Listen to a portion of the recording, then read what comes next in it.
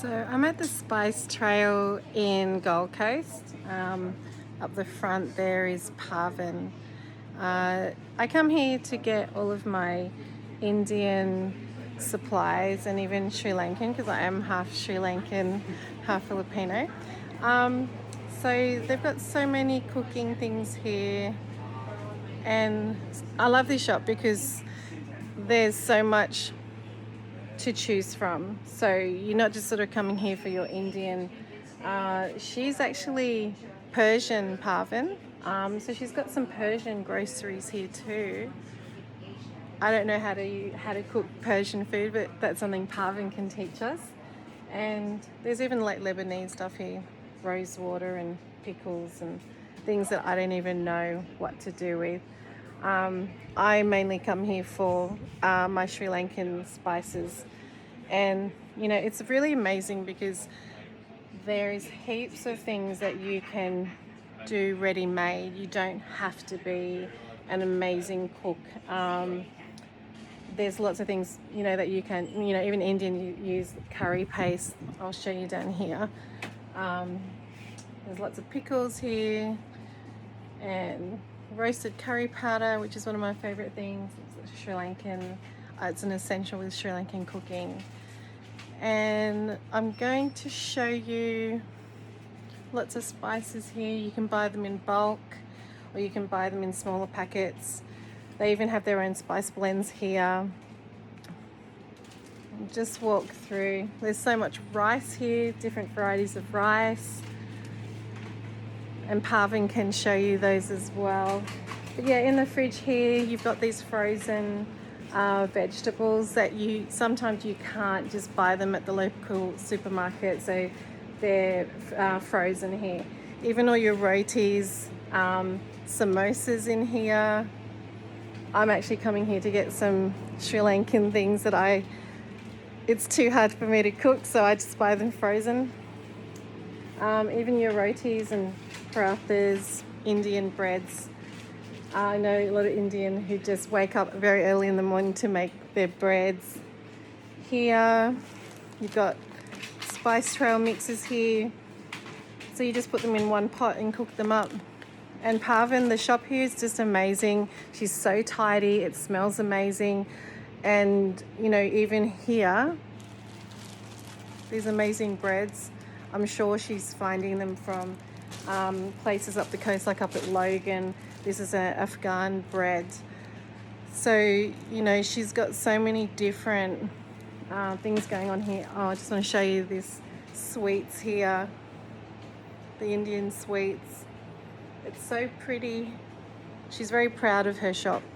I think we're going to see if we can meet Parvin and we'll ask her some questions. Hi, Parvin. Hi, Lynn. How are you? Good. So tell me a little bit about yourself. What's your name and what do you do? Well, I'm Parvin. I was born in Mumbai in India. I came to Australia in 91. And in 99, I established the Spice Trail. And what we were doing is spices and beans and lentils and the good basmati rice and groceries from India and Sri Lanka and Iran and a few other bits and pieces and incense, lots of incense, but mainly spices. That's our specialty. Tell me a little bit more about your background. Okay. Now, my ancestors came from what is known as Persia a very long time ago as refugees to India, to the western coast of India. And India being what it is and the philosophy of inclusiveness, they let us live there and they let us practice our faith and our culture. And we really thrived in India, and we are known as the Parsis, the ancient people of Iran, which was originally called Persia. So your food influences Yes. are from what countries? Okay.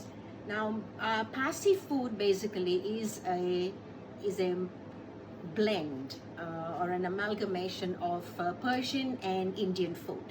So we brought along the Persian food, but then we adapted it to all the spices, the beautiful spices that were available in India. So that is what it is, a combination of the two cultures, which is Parsi food. And you can find it in Mumbai. So what's an example of a traditional dish for you compared to the normal Indian meal? Okay. What's the difference with Okay. what you do? All right. We make a kind of a pilaf, which has got all the Indian spices like cinnamon and cloves and cardamoms, but we add to the pilaf what is known as barberries, which are very which are native to Persia, which comes from the Persian background, and they are little sour berries. They almost look like little goji berries, and we add that and lots of saffron. There's a lot of saffron, so there's this particular dish we make. Then we make like a chicken dish which has apricots in it, and It's like so that's Turkish, that's like a the Turkish Persian influence as Oh, well. yeah. And then we make a baked fish, which is with lots of herbs, but then it is wrapped up in banana leaves. So it's again that combination of the two cultures. These are all the traditional Indian sweets. They're fresh made, and they're made with beans, a bit of milk, saffron, cardamom. See a lot of different things there. Now these ones, these over here, these are like fruit bars, and they're made with a lot of different berries, sour cherry, pomegranate, and they're a big hit with the kids. Kids seem to love them. You get big ones also like this. That's what this is. This is traditional Persian nougat, which has got rose water in it. Yeah, that's very nice.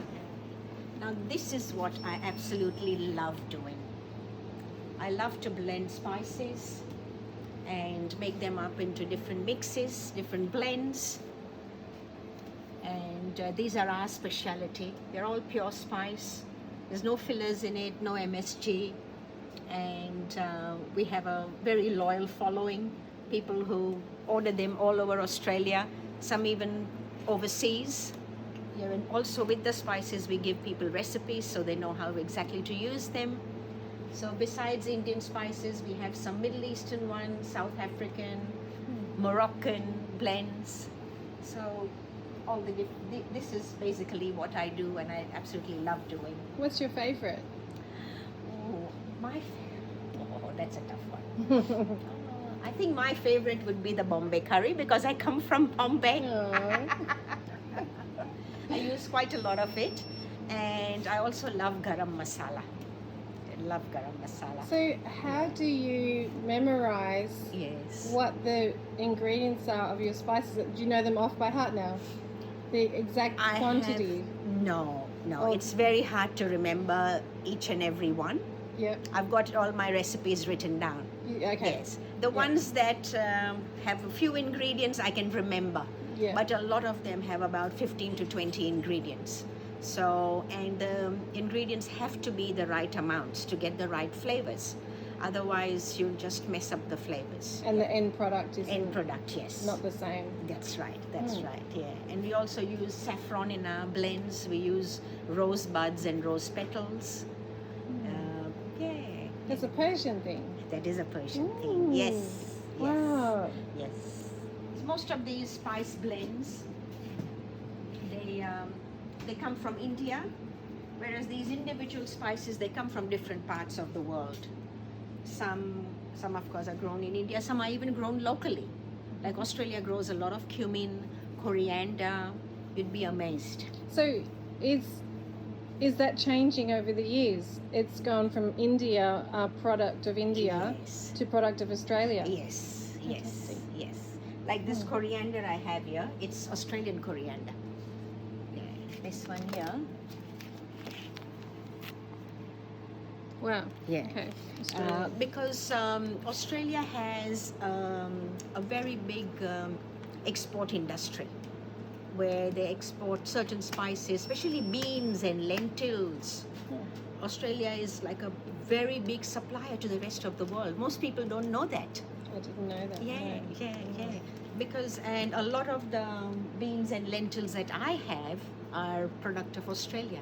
And we export it to countries like India and Asia and the Middle East because they can't grow enough for their population. Oh, wow. Yes. Australia's amazing. Yes, Yeah, wow. yes. Especially our Australian chickpeas are like famous all over the world, and they fetch a top price.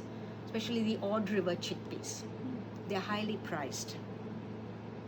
You know, for their texture and and they cook quickly and all the rest of the stuff. And Does it go by size or? Yes, Oh, yes, okay. yes. You can get really big ones. They're called the Ord River chickpeas. Oh, so the bigger the better with chickpeas? Not necessarily. No, yeah, It the depends. Small one is different. Yeah, it depends what what it really is. Yeah, no, it depends on the chickpea.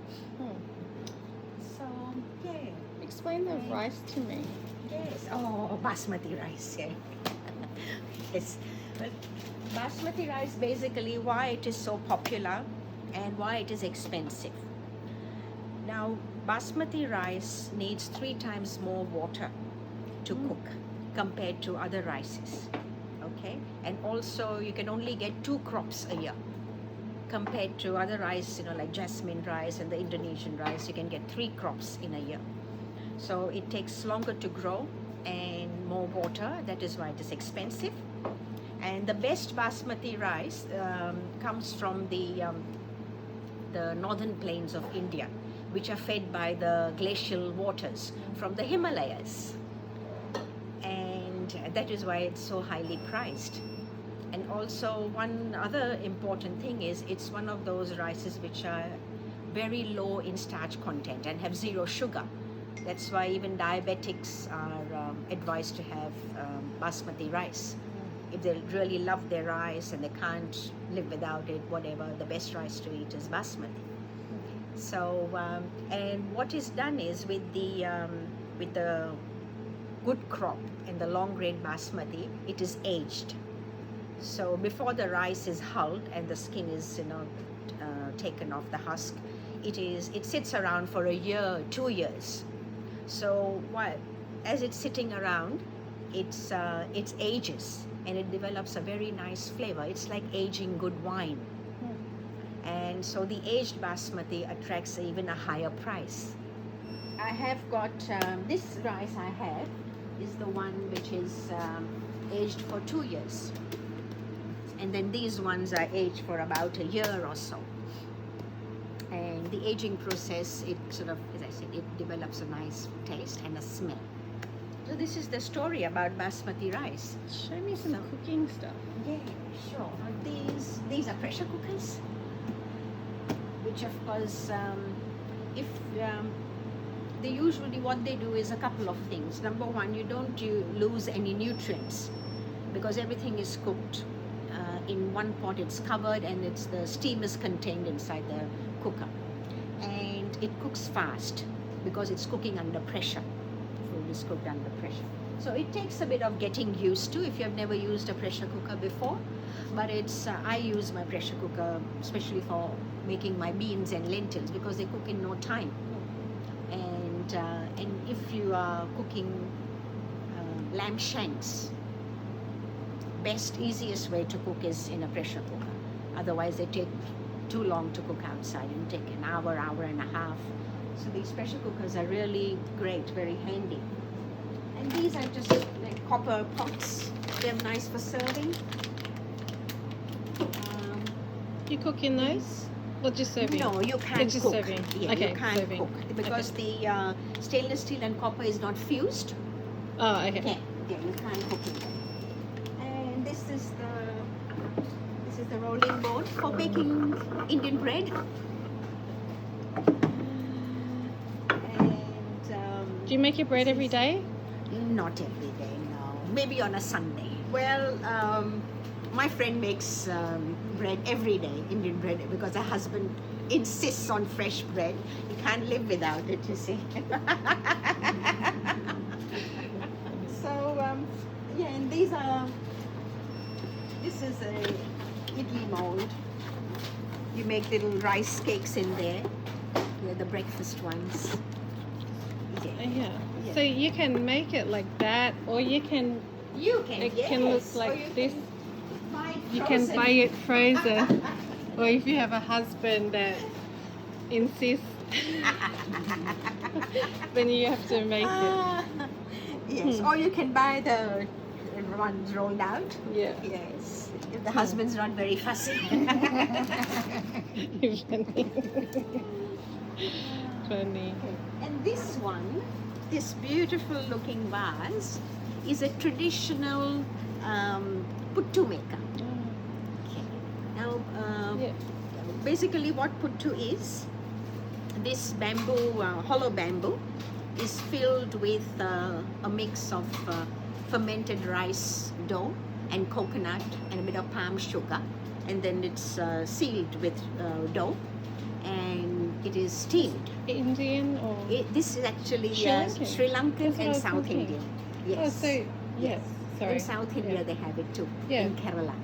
My dad always talks about this. So there you go. I need to learn. Yeah. So actually Sri Lankan and Kerala food is the most similar. Okay. Because they also use a lot of dry fish in Yes. their cooking. Yes. And they make appams, hoppers and string hoppers and puttus and In there. so Kerala food is very similar to Sri Lankan food. So this is an old traditional one, but I doubt if anyone uses these anymore.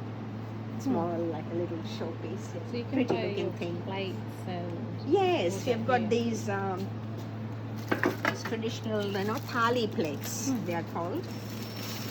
And then you can serve your rice and papadam in there, and then you have got your few curries. Hungry. Hungry I am. And pickles and chutney and whatever. Fantastic. Yeah. This is the cast iron griddle on which you make the flat bread, the Indian bread. I must show you this, the Persian saffron sugar. So this is, say if you've got guests over, you can serve them this with their cup of tea, and they stir the tea with this. Yeah, and there's got saffron in it. Or if you don't like the saffron one, you can, use this one. And yes, these are all the different Persian products. The jams and the juices, pomegranate juice, sour cherry juice, there's rose water, orange blossom water, and pomegranate paste or molasses as we know it.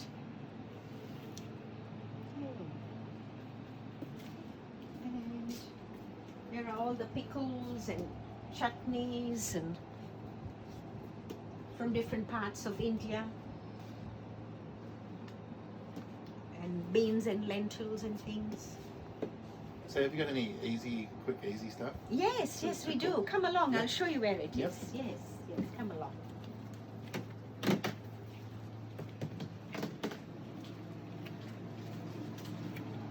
We've got a couple of options. Yep. Number one is this.